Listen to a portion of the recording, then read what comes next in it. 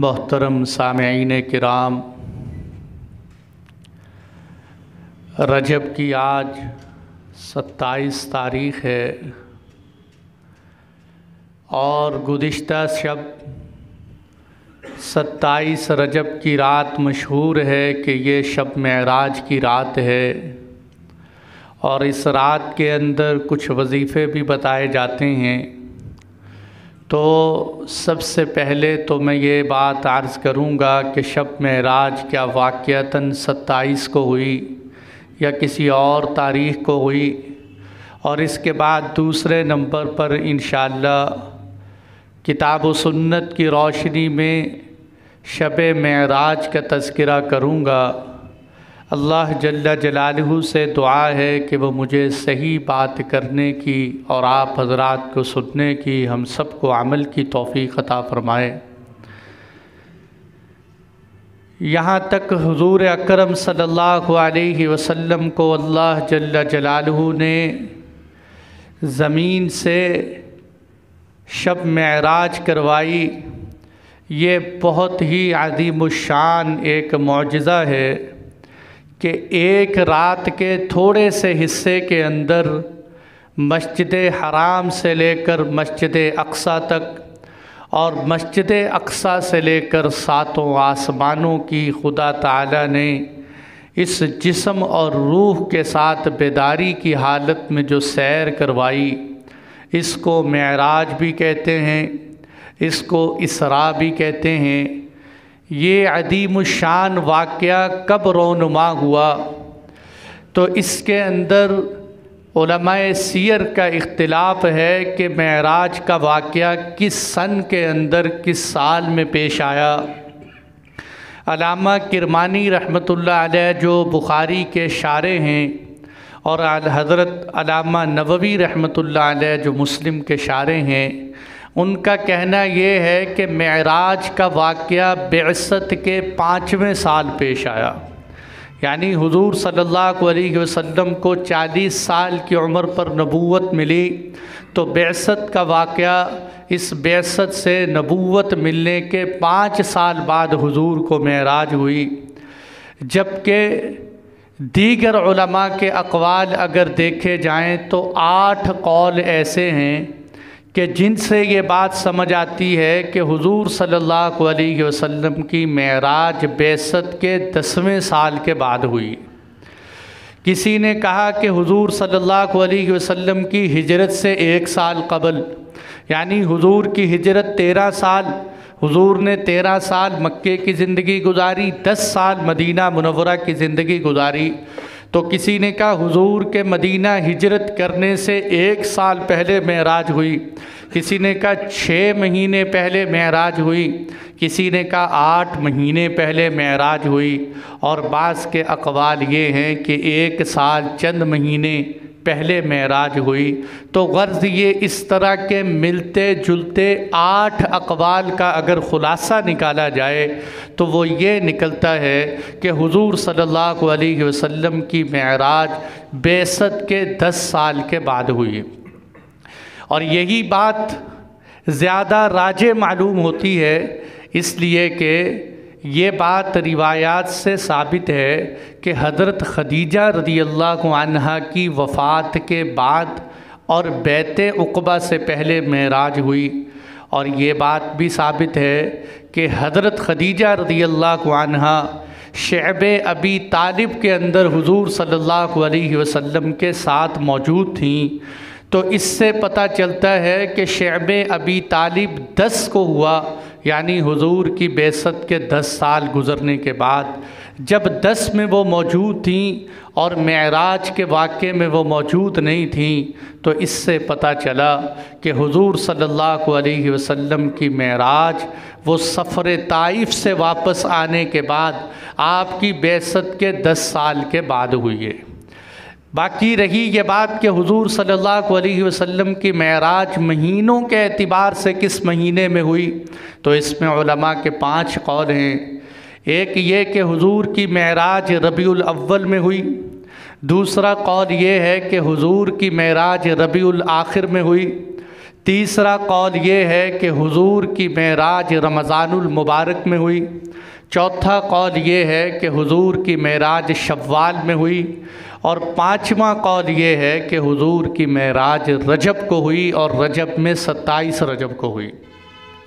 ये 5 कौल हैं। लेकिन ये जो हमारे यहाँ मशहूर है कि हमने 27 रजब को हुजूर सल्लल्लाहु अलैहि वसल्लम की मेराज समझते हैं, मेरे दोस्तों ये कोई हतमी बात नहीं है। और इतने अक़वाल की बुनियाद पर यह दावा करना बहुत मुश्किल काम है कि हुजूर की मेराज 27 को ही हुई है। और फिर ख़ास तौर पर इब्ने कसीर रहमतुल्लाह अलैह लिखते हैं कि हाफिज़ अब्दुल गनी अल मक़दसी ने ये रिवायत बयान की है कि हुजूर सल्लल्लाहु अलैहि वसल्लम की मेराज 27 को हुई। वो फरमाते हैं कि ये रिवायत दुरुस्त नहीं है। और इसमें मेरे दोस्तों फ़र्ज़ महाल हमने तस्लीम कर लिया कि हुजूर सल्लल्लाहु अलैहि वसल्लम की मेराज 27 को हुई है, तो वो रात के जिसमें हुजूर की मेराज हुई वो तो बड़ी बरकतों वाली रात थी, उसकी अज़मत का इनकार कोई नहीं कर सकता।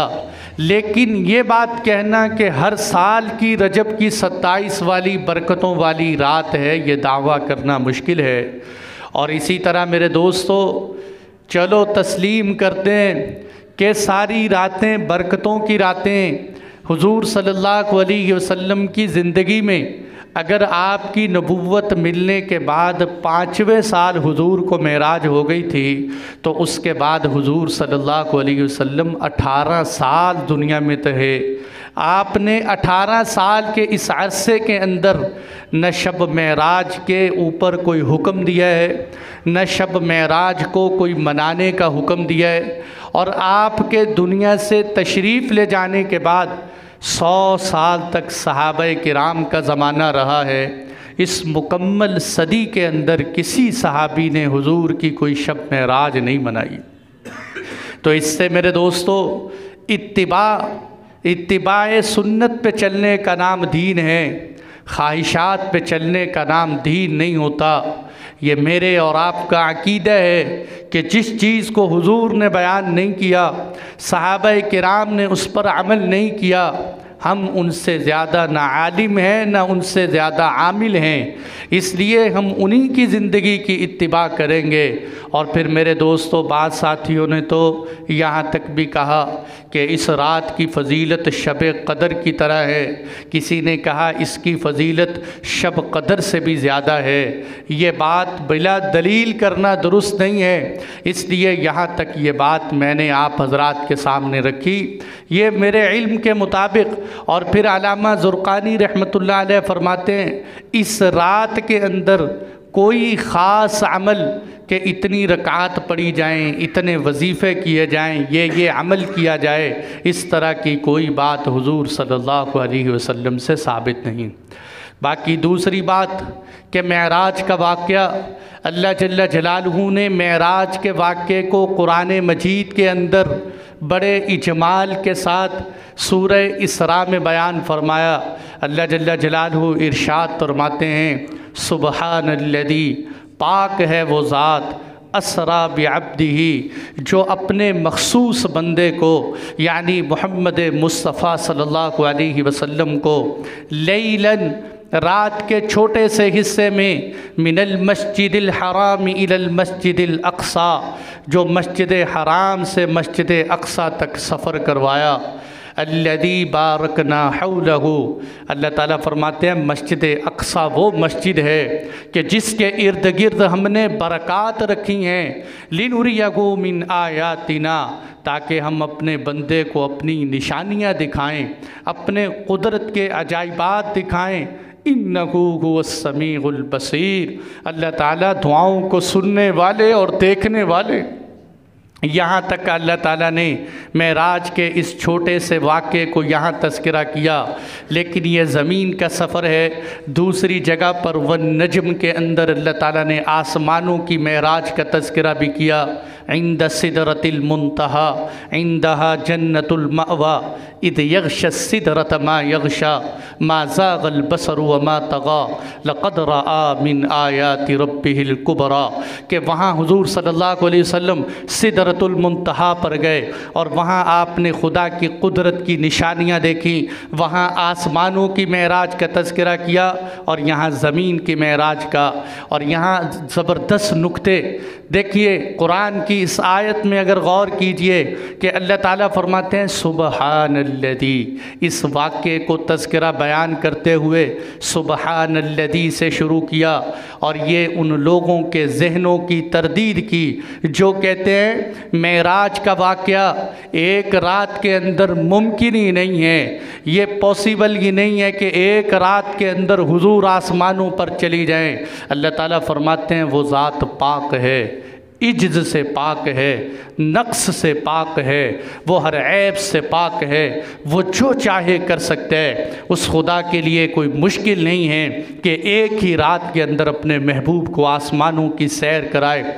फरमाया सुबहानल्लज़ी, अल्लाह की ज़ात पाक है। और दूसरा इशारा इस तरफ है कि ये मेराज का वाक़या ये कोई मामूली वाक़या नहीं है, बल्कि ये अज़ीमुश्शान मौजिज़ा और करामत है कि जो हुजूर से पहले किसी पैगंबर को भी नसीब नहीं हुई। ये बहुत अज़ीमुश्शान किस्सा है, इसलिए फरमाया सुबहानल्लज़ी। आगे अल्लाह क्या फरमाते हैं, असरा, जो ले गए अपने बंदे को। असरा कहते हैं रात को बेदारी की हालत में चलने को असरा कहते हैं। रात को जागने की हालत में जो इंसान चलता है उसको असरा कहते हैं। यहाँ एक फ़र्क भी जहन में रखना चाहिए कि अहले इल्म की इस्तिलाह के अंदर इसरा और मेराज में फ़र्क भी होता है कि हुजूर सल्लल्लाहु अलैहि वसल्लम के मस्जिद हराम से मस्जिद अक्सा तक के सफ़र को, ज़मीन के इस सफ़र को इसरा कहते हैं और मस्जिद अक्सा से आसमानों तक के सफ़र को मेराज कहते हैं। और ये मेराज को मेराज क्यों कहते हैं? मेराज अरबी के अंदर सीढ़ी को कहते हैं। हुजूर सल्लल्लाहु अलैहि वसल्लम जिस वक़्त में मस्जिद अक्सा में गए, आपके लिए जन्नत से एक सीढ़ी लाई गई, एक मेराज लाई गई।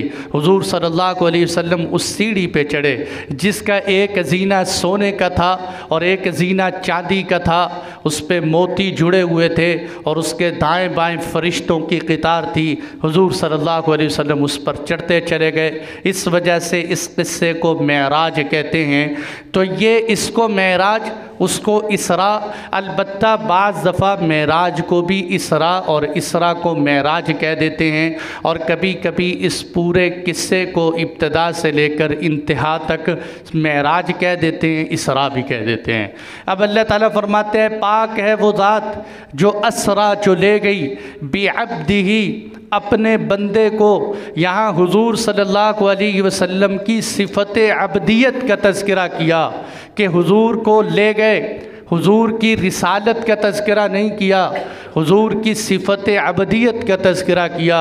बड़ा प्यारा नुक्ता उलमा ने लिखा है, वो इसलिए कि जब रिसालत और नबूवत का माना ये होता है कि इंसान अल्लाह की तरफ से बंदों की तरफ पैगाम लेकर आए। जब इंसान अल्लाह की ज़ात को छोड़कर इंसानों की तरफ आए तो उस वक़्त नबुव्वत और रिसालत होती है। इन्ना अरसलना इलैकुम रसूला, ऐ लोगों हमने तुम्हारी तरफ रसूल भेजा है, पैगंबर भेजा है। और जब इंसानों को छोड़कर खुदा की तरफ जाना हो तो उस वक़्त नबुव्वत रिसालत नहीं होती, उस वक़्त खुदा की तरफ अब्दियत की सिफ़त होती है। और यहाँ हुजूर का सफ़र ज़मीन से खुदा की तरफ था, इसलिए आपकी मकाम अब्दियत का तज़किरा किया। और मेरे दोस्तों, ये अब्द होना, ये बंदा होना, अल्लाह की ज़ात का बंदा बनना, ये कोई हुजूर की शान के मुनाफी नहीं है। ये बहुत बड़ी शान है कि इंसान खुदा का बंदा बन जाए। इसलिए कि आप अलैहिस्सलातु वस्सलाम ने फरमाया कि मेरे पास एक दफ़ा एक फ़रिश्ता आया, कहने लगा हुजूर अगर आप चाहें तो आप अब्दियत की सिफ़त अपनाएं और अगर आप चाहें तो आपको बादशाहत दे दी जाए। हुजूर सल्लल्लाहु अलैहि वसल्लम ने जिब्राईल जिब्राइल की तरफ देखा। जिब्राइल ने आजिज़ी का इशारा किया। आपने फरमाया मुझे अब्दियत की सिफ़त पसंद है। और इसके बाद हुजूर सल्लल्लाहु हज़रत आयशा फरमाती हैं कि अल्लाह के महबूब जब खाना खाते तो आप तकिया नहीं लगाते थे, बग़ैर तकिए के खाना खाते थे और कहते थे मैं तो अब्दों की तरह, बंदों की तरह खाना खाता हूँ। और जब हुजूर सल्लल्लाहु अलैहि वसल्लम बैठते तो आजिज़ी के साथ बैठते, आपकी ये आजिज़ी की सिफ़त। और आपने ये भी फरमाया अहब्बुल अस्माई इलल्लाह अब्दुल्लाह व अब्दुर्रहमान। आपने फरमाया अल्लाह को जो नामों में सबसे ज़्यादा पसंदीदा नाम है वो दो नाम हैं, एक अब्दुल्ला एक अब्दुर्रहमान। एक अब्दुल्ला एक अब्दुर्रहमान के दोनों का तर्जुमा खुदा का बंदा है। तो इसलिए यहाँ आपकी सिफ़त अब्दियत लाई गई। और इससे इस तरफ भी इशारा है कि कहीं ईसाइयों की तरह, जिस तरह ईसाइयों ने हज़रत ईसा अलैहिस्सलातु वस्सलाम को खुदा बना लिया, कहीं इस तरह कोई गलत फहमी के साथ ये न समझ ले कि हुजूर मेराज में गए तो हुजूर भी माअज़ल्लाह खुदा बन गए। इसलिए इस अक़ीदे की भी इस्लाह फरमाई कि सुबहानल्लज़ी अस्रा बिअब्दिही। और आगे फरमाया लैलन, लैलन रात को कहते हैं। मैंने जैसे पीछे बताया कि असरा के अंदर भी रात आ गई थी कि रात को चलना, लेकिन आगे फिर रात का तज़किरा किया। ये अहले इल्म इस नुक्ते को समझते हैं कि लैलन नकिरा है जिसका तर्जुमा होगा पूरी रात नहीं। हुजूर को अल्लाह ने पूरी रात में मेराज नहीं करवाई, बल्कि रात के थोड़े से हिस्से में मेराज करवाई है। सुबहानल्लज़ी अस्रा बिअब्दिही लैलन, रात के थोड़े से हिस्से में, मिनल मस्जिदिल हराम इलल मस्जिदिल अक्सा। अल्लाह ताला मस्जिद हराम से ले गए मस्जिद अक्सा तक लेके गए। मस्जिद हराम किसको कहते हैं?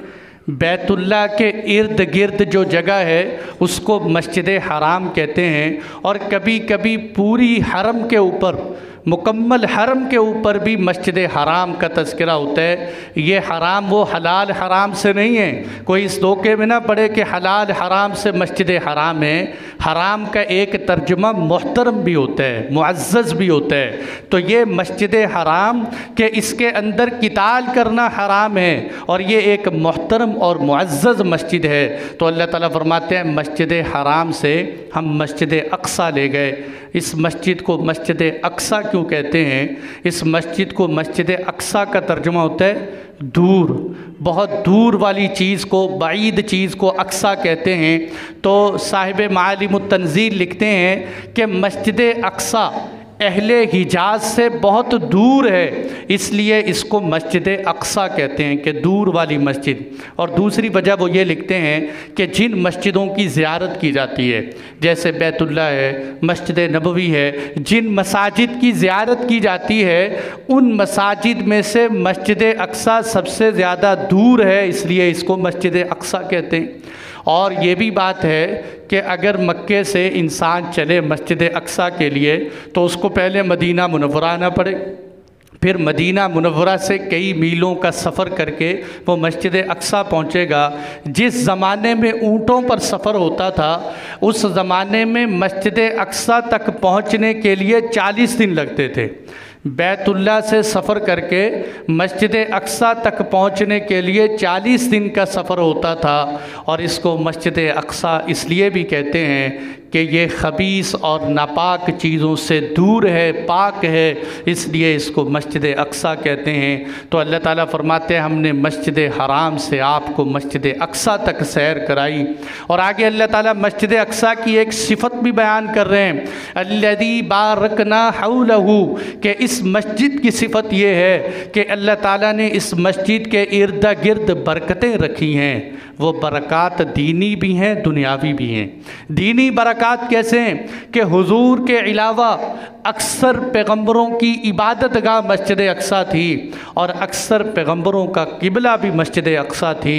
और अक्सर पैगंबर मस्जिद अक्सा के चारों तरफ पैगंबर दफन हैं, मदफून हैं, वो सरज़मीन अंबिया है।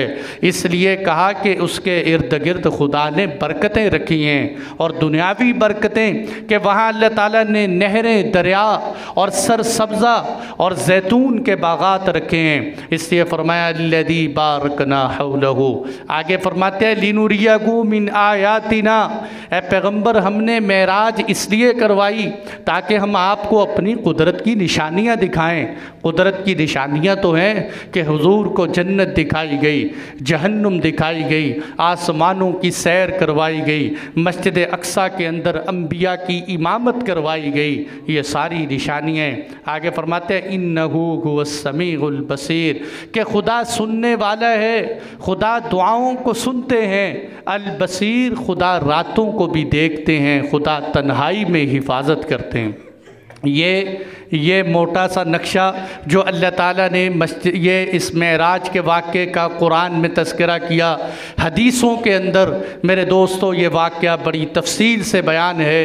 तकरीबन 25 सहाबा से मेराज का वाक़या हदीसों में मरवी है कि जिसके अंदर तफसील से बयान किया गया, जिसमें बुखारी और मुस्लिम के अंदर भी, अबू दाऊद और तिरमिज़ी के अंदर भी, कुतुब सित्ता के अंदर भी इस वाक़े का तज़किरा किया गया।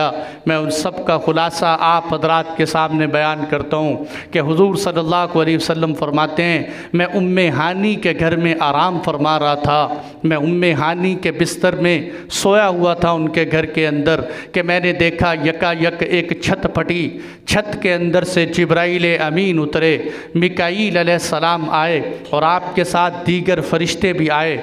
आपने फरमाया अभी तक मैं नीम ख्वाबी की हालत में था, कुछ सोया हुआ और कुछ जाग रहा था, कि फ़रिश्तों ने मुझे उठाकर बैतुल्ला में ले गए, मुझे हतीम के अंदर सुला दिया। मैं वहाँ लेटा तो थोड़ी देर तक फ़रिश्ते आए, मुझे उठाकर ज़मज़म के पास ले गए, बीर ज़मज़म के पास ले गए और वहाँ हुजूर को लिटाया। लिटाने के बाद आप अलैहिस्सलातु वस्सलाम ने फरमाया मेरे सीने को चाक किया गया। यहाँ से ये देखो, अब तो पहले ये बात लोगों को समझ में नहीं आती थी कि सीना चाक करने के बाद सही कैसे होता है। अब तो मौजूदा सर्जरी ने भी बता दिया कि हुजूर की ये बात किस तरह दुरुस्त है। बल्कि उलमा का कहना ये है कि ये सर्जरी हुजूर सल्लल्लाहु अलैहि वसल्लम से समझ में आई है कि फ़रिश्तों ने हुजूर सल्लल्लाहु अलैहि वसल्लम के सीने की यहाँ से सर्जरी की, आपके सीने मुबारक से आपका दिल निकाला गया और इधर जन्नत से सोने की एक प्लेट और एक तश्त लाई गई जो ईमान और हिकमत से भरी हुई थी। हुजूर सल्लल्लाहु अलैहि वसल्लम ने फरमाया मेरे दिल को निकाल कर ज़मज़म के पानी से धोया गया और उसके अंदर ईमान और हिकमत को भर दिया गया और उसके बाद मेरे दिल को अंदर रख दिया गया। हुजूर का सीना तो पहले ही अनवारात से भर था, लेकिन मज़ीद ईमान और हिकमत सीने में आई और इससे पता चलता है कि ज़मज़म बड़ी फ़जीलत वाला पानी है जिससे हुजूर के दिल मुबारक को धोया गया। और जब आप सल्लल्लाहु अलैहि वसल्लम के सीने के अंदर आपका दिल रखा गया, आपने फरमाया फिर उधर से एक बुर्राक लाया गया। बुर्राक सवारी है, ये खच्चर से छोटी और गधे से बड़ी और सफ़ेद रंग की सवारी थी। ये वो सवारी थी कि ये इतनी तेज़ रफ्तार थी इसकी कि ये बिजली की तरह चलती थी और जहाँ इंसान की पहली नज़र पड़ती थी ये अपना पहला कदम वहाँ रखती थी। इसकी इतनी तेज़ी थी। और बुर्राक को बुर्राक इसलिए भी कहते हैं, या तो ये बुर्राक बरीक से है, बरीक सफ़ेद चीज़ को, चमकने वाली चीज़ को कहते हैं कि इसका रंग सफ़ेद था इसलिए इसको बुर्राक कहते हैं, या बुर्राक बर्क़ से है, बर्क़ बिजली को कहते हैं कि इसकी रफ्तार बिजली की तरह तेज़ थी इसलिए इसको बुर्राक कहते थे। और हुजूर सल्लल्लाहु अलैहि वसल्लम ने ये बात फरमाई है कि ये बुर्राक वो जानवर है कि जिस पर मेरे से पहले पैगंबर भी सवारियां करते रहे, कि मेरे से पहले पैगंबर भी इस जानवर पर सवार होते रहे। जब उस बुर्राक पर हुजूर सल्लल्लाहु अलैहि वसल्लम सवार हुए तो वो बुर्राक शोखी मारने लगा। बुर्राक शोखी मारने लगा। जब हुजूर सल्लल्लाहु अलैहि वसल्लम उस पर सवार हुए, जिब्राइल अमीन ने फरमाया और बुर्राक शोखी क्यों मारते है, तेरे ऊपर हुजूर सवार हैं, तू जानते है कि ये वो शख्सियत है कि जिससे बढ़कर अल्लाह के यहाँ कोई मुअज़्ज़ज़ और मुकर्रम नहीं है। जब जिब्राइल अमीन की ये बात सुनी तो बुर्राक पसीने पसीने हो गया और हुजूर सल्लल्लाहु अलैहि वसल्लम उस पर बैठे। और एक रिवायत में ये है कि जिब्राइल अमीन ने कान पकड़ कर खींचा उसका कि तुझ पर हुजूर तशरीफ़ फरमाए हैं, शोखी मारने की ज़रूरत नहीं है। उलमा ने लिखा है कि बुर्राक ने जो शोखी मारी थी इसकी दो वजह, एक वजह तो ये है कि हज़रत ईसा अलैहिस्सलातु वस्सलाम से लेकर हुजूर तक के जो ज़माना है इसमें कोई पैगंबर नहीं आया, इसलिए इसको फितरत का ज़माना कहते हैं, खाली ज़माना कि जिसमें कोई पैगंबर नहीं आया। तो बुर्राक पर बड़ी देर से किसी पैगंबर ने सवारी नहीं की थी, इसलिए वो अपने ऊपर एक अजब महसूस कर रहा था कि बड़ी देर बाद मेरे ऊपर कोई सवार बैठे। और दूसरी वजह तो बहुत प्यारी उलमा ने लिखी है कि बुर्राक इसलिए शौकी मार रहा था कि वो फ़ख्र महसूस कर रहा था कि आज मेरे ऊपर आखिरुल अंबिया सवार हैं, अफजलुल अंबिया सवार हैं। क्या कहने मेरे नसीब के कि मुझ पर आखिरी पैगंबर सवार हैं। जिस तरह हुजूर सल्लल्लाहु अलैहि वसल्लम ओहद पहाड़ पर खड़े थे, आपके साथ सैयदना अबू बकर और उमर फ़ारूक और उस्मान रज़ियल्लाहु अन्हुम थे। उस वक़्त ओहद पहाड़ हिला था, वो ओहद भी खुशी से हिला था कि आज मेरे ऊपर पैगंबर खड़े हुए हैं। तो उस वक़्त आपने फरमाया था उसको ओहद, ए ओहद पहाड़ ठहर जा, इसलिए कि तेरे ऊपर एक नबी, एक सिद्दीक और शुहदा खड़े हुए हैं। तो यहाँ भी ये बुर्राक पर हुजूर सल्लल्लाहु अलैहि वसल्लम सवार हुए। इस बुर्राक पर जब आप सफ़र में गए तो रास्ते में आपको मुख्तलिफ़ चीज़ें नज़र आईं और बड़े मुशाहदात हुए। वक़्त थोड़े से वक़्त के अंदर मैंने जल्दी आपको चंद वाक़यात सुनाने जो हुजूर सल्लल्लाहु अलैहि वसल्लम को रास्ते में पेश आए।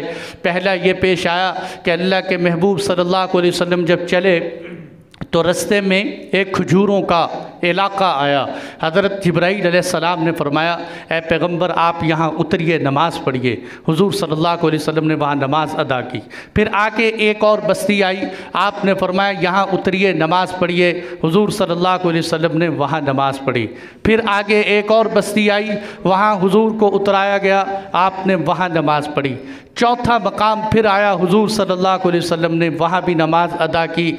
जिब्राईल अमीन ने बताया कि अल्लाह के महबूब वो पहला बाग, वो पहला इलाका जहाँ आपने नमाज़ पढ़ी है वो यसरब मदीना मुनव्वरा है, जहाँ आप हिजरत करेंगे, आपकी हिजरत होगी। और दूसरी जगह जहाँ आपने नमाज़ पढ़ी है वो जगह है कि जहाँ हज़रत शुएब अलैहिस्सलातु वस्सलाम का मस्कन मदियन है कि जहाँ आपने नमाज़ पढ़ी। और तीसरी जगह दिखाई कि ये वादी सीना मूसा अलैहिस्सलातु वस्सलाम का वो दरख्त है कि जहाँ अल्लाह ताला मूसा अलैहिस्सलाम से हम कलाम हुए थे, ये वो जगह।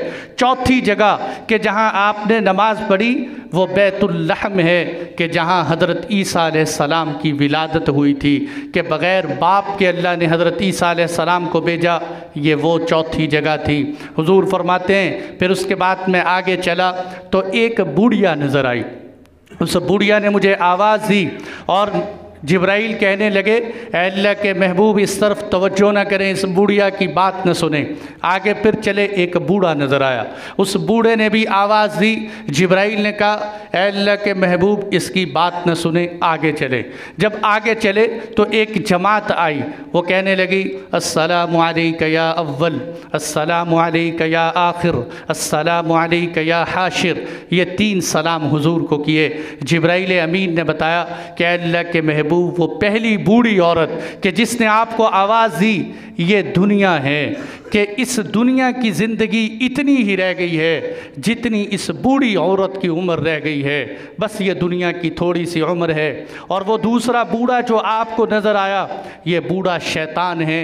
ये दोनों इंसान को अपनी तरफ माइल करना चाहते हैं। ये जो तीसरे नंबर पर आपको जमात मिली, ये पैगंबरों की जमात है जिसमें हज़रत इब्राहीम अलैहिस्सलाम थे, हज़रत मूसा अलैहिस्सलाम थे, हज़रत ईसा अलैहिस्सलाम थे। इन तीनों पैगंबरों ने आपको सलाम किए। ये 3 पैगंबर थे। और मेरे दोस्तों, सुनन तिरमिज़ी की रिवायत है, हज़रत अनस रज़ियल्लाहु अन्हु से मरवी है कि हुजूर सल्लल्लाहु अलैहि वसल्लम ने फरमाया कि मैंने मेराज की रात में मूसा अलैहिस्सलाम को देखा कि जो अपनी कब्र में खड़े हुए नमाज़ पढ़ रहे थे। मैंने मेराज की रात में हज़रत मूसा अलैहिस्सलाम को देखा जो कब्र में खड़े नमाज़ पढ़ रहे थे। फिर आपने फरमाया मैंने मेराज की रात में मूसा अलैहिस्सलाम को देखा और मैंने जहन्नुम के दरोगे को भी देखा जो खाजिन और मालिक है। और आपने फरमाया कि मैंने मेराज की शब के अंदर दज्जाल भी देखा। ये 3 बातें भी हुजूर ने इरशाद फरमाई। उसके बाद आप सल्लल्लाहु अलैहि वसल्लम चले, आपने देखा। अब ये वो वाक़यात हैं जो मेरे दोस्तों दिल पे हाथ रख के सुनने के हैं। ये मैं इसलिए नहीं सुना रहा कि आप सुबहान अल्लाह कहकर लज्जत उठाकर यहाँ से चले जाएं। गौर करनी है कि इन वाक़यात के सबब में से हम में से तो कोई सबब नहीं पाया जाता, कहीं हम तो इसके मिस्दाक नहीं हैं। हुजूर सल्लल्लाहु अलैहि वसल्लम ने फरमाया कि फिर मैं आगे चला, मैंने देखा कि कुछ लोग हैं कि जिनके पेट इतने बड़े हैं, कि जिनके पेट इतने बड़े हैं जैसे इंसानों के घर होते हैं, घरों के बराबर उनके पेट बड़े हुए हैं। हुजूर सल्लल्लाहु अलैहि वसल्लम ने फरमाया मैंने उनके अंदर बाहर से सांप देखे। मैंने पूछा जिब्राइल से, क्या जिब्राइल ये कौन है कि जिनके पेट इतने बड़े हैं, कि जिनके पेटों में सांप नज़र आते हैं? जिब्राइल ने फरमाया कि हुजूर ये सूद खाने वाले हैं, हुजूर ये सूद खाने वाले हैं। ये वो लोग हैं जो सूद खाते हैं, वो लोग हैं जो कहते हैं सूद के बग़ैर कारोबार नहीं चल सकता, सूद के बग़ैर मईशत नहीं चल सकती, सूद के बग़ैर मेरी घर की रोटी नहीं चल सकती। ये वो लोग हैं जो सूद खाने वाले हैं। मेरे दोस्तों उलमा ने लिखा है कि पेट का बड़ा होना ये इस बात की निशानी है कि सूद खाने वाला बज़ाहिर मालदार नज़र आता है, उसका बैंक बैलेंस, उसकी गाड़ियाँ और कोठियाँ नज़र आती हैं, लेकिन ये एक वक्ती हवा होती है जो थोड़े ही दिनों में उड़ जाती है। और जिसके साथ अल्लाह का ऐलान जंग हो वो कहाँ कामयाब हो सकते हैं? फरमाया कि वो सूद खाने वाले हैं कि जिनके पेट इतने बड़े हैं कि उनके अंदर सांप नज़र आते हैं। हुजूर सल्लल्लाहु अलैहि वसल्लम ने फरमाया फिर मैं आगे चला, मैंने देखा कुछ लोग हैं कि जिनके ये नाखून तांबे के हैं, बहुत बड़े नाखून हैं। वो अपने इन नाखूनों के साथ अपने सीनों को और अपने चेहरों को खुरच रहे हैं, नोच रहे हैं। मैंने पूछा जिब्राइल ये कौन है? तो जिब्राइल ने फरमाया कि हुजूर ये वो हैं जो गीबतें करने वाले, जो गीबतें करने वाले हैं, जो चुगलियाँ करते हैं। मेरे दोस्तों आज हमारी कौन सी मजलिस है, खुशी की मजलिस हो, गमी की मजलिस हो, कोई मजलिस नहीं बचती जिसमें हम गीबत न करें। कभी सियासतदानों को पकड़ लेते हैं, कभी किसी को पकड़ लेते हैं, और मेरे दोस्तों जो ऐब पे ऐब बयान करना शुरू करते हैं, अपनी सारी नेकियां ज़ाया कर देते हैं। ये सियासतदान तुम्हारी वोट भी ले लेते हैं, तुम्हारे नोट भी ले जाते हैं, तुम्हारा सवाब भी खींच के ले जाते हैं कि तुम इनकी गीबतें करते रहते हो। इसलिए मेरे दोस्तों गीबत और चुगली से अपने आप को बचाएं कि इंसान, इसलिए उलमा कहते हैं अगर किसी ने किसी की गीबत करनी हो तो दुश्मन की नहीं, अपनी माँ की, अपने भाई की गीबत करे, ताकि इसकी नेकियां अगर जाएं भी तो किसी और के पास ना जाएं, इसके घर में किसी के पास चली जाएं। ये अपनी नेकियां कहाँ लुटा रहे, ये अपनी नेकियां ज़ाया कर देते हैं। आपने फरमाया जो नाखूनों को खुरचते हैं ये वो हैं जो गीबत करते हैं। और आप अलैहिस्सलातु वस्सलाम ने फरमाया कि फिर मैं आगे गया, मैंने देखा कि कुछ लोग हैं कि जिनके सामने एक पका हुआ खाना है, बेहतरीन खाना है, और दूसरी तरफ सड़ा हुआ खाना है। वो बेहतरीन खाने को छोड़कर सड़ा हुआ खाना खा रहे हैं। मैंने पूछा जिब्राइल ये कौन है? जिब्राइल अलैहिस्सलाम ने बताया कि अल्लाह के महबूब ये वो लोग हैं जो अपनी हलाल और पाकीज़ा बीवी को छोड़कर एक जानी और फाजिरा औरत के पास वक़्त गुजारते हैं, अपनी रात वहाँ गुजारते हैं। या आपकी उम्मत के वो औरतें हैं जो अपने हलाल मर्दों को छोड़कर हराम जगह पर ज़िंदगी गुजारती हैं। ये वो लोग हैं जो सड़े हुए खाने खा रहे हैं। फिर आप अलैहिस्सलातु वस्सलाम ने फरमाया मैंने कुछ लोगों को देखा कि वो जन्नत के कांटेदार दरख्त खा रहे हैं, जहन्नुम के कांटेदार दरख्त खा रहे हैं, जहन्नुम का सड़ा हुआ बदबूदार खाना खा रहे हैं। और आपने फरमाया वो चरते ऐसे हैं जैसे जानवर चरते हैं। मैंने पूछा ए जिब्राइल ये कौन है? जिब्राइल ने बताया कि ये आप में की उम्मत में वो लोग हैं जो ज़कात अदा नहीं करते। जो ज़कात अदा नहीं करते मालों की, ये वो लोग हैं। मेरे दोस्तों, कितने लोग हैं बेचारे जो अपने मालों की ज़कातें नहीं देते। किसी को 100 रुपया देकर समझते हैं हमने ज़कात का हक़ अदा कर दिया। कितने गुरबा रातों को भूखे तड़पते प्यासे सो जाते हैं, लेकिन हमारे माल और दौलत की अय्याशियाँ ख़त्म नहीं होती। हम अपने माल की ज़कात नहीं निकालते। अगर मुसलमान मालदार अपने माल की सही ज़कात निकालना शुरू कर दें तो कोई गरीब नहीं बच सकता। इसलिए कि ज़कात का निज़ाम इस्लाम का बेहतरीन निज़ाम है। फरमाया ये वो लोग हैं जो ज़कात नहीं देते।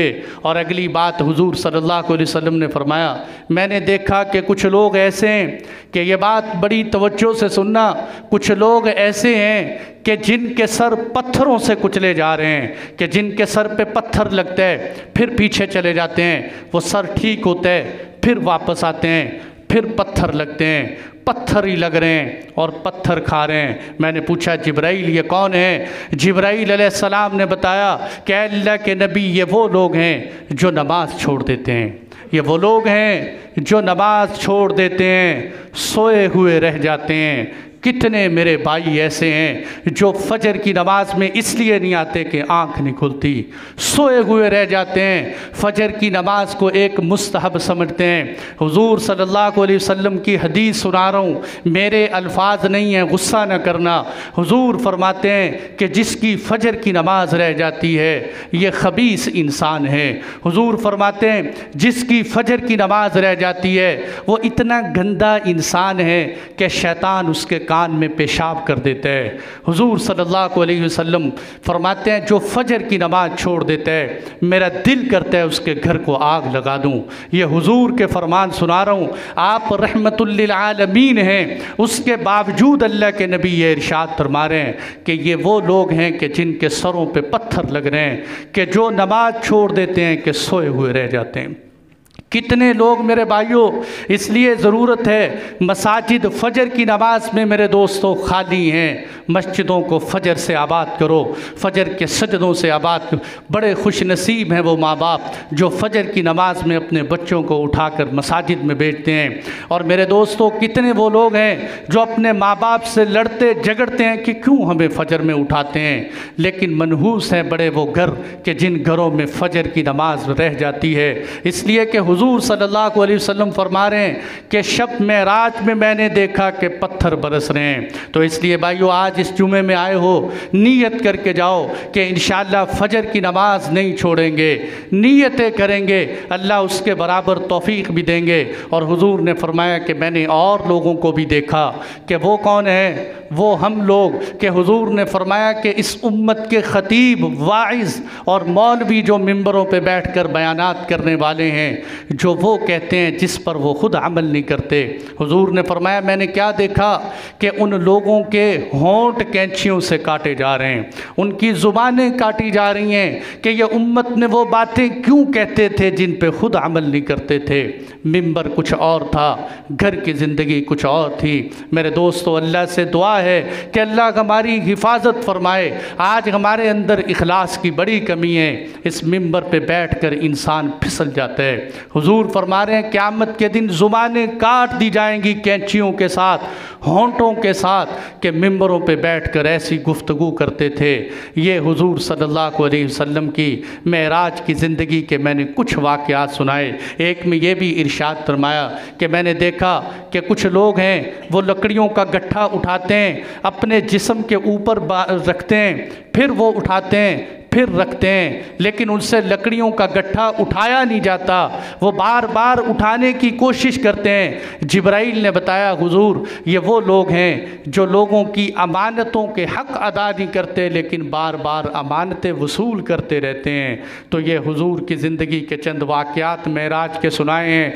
हुजूर की आसमानों पर मेराज कैसे हुई, आसमानों से किन पैगम्बरों से मुलाकात हुई, उसमें क्या क्या हिकमतें हैं, ये इंशाअल्लाह अगले जुमे में बयान करेंगे। व आखिरु दावाना अनिल हम्दुलिल्लाहि रब्बिल आलमीन।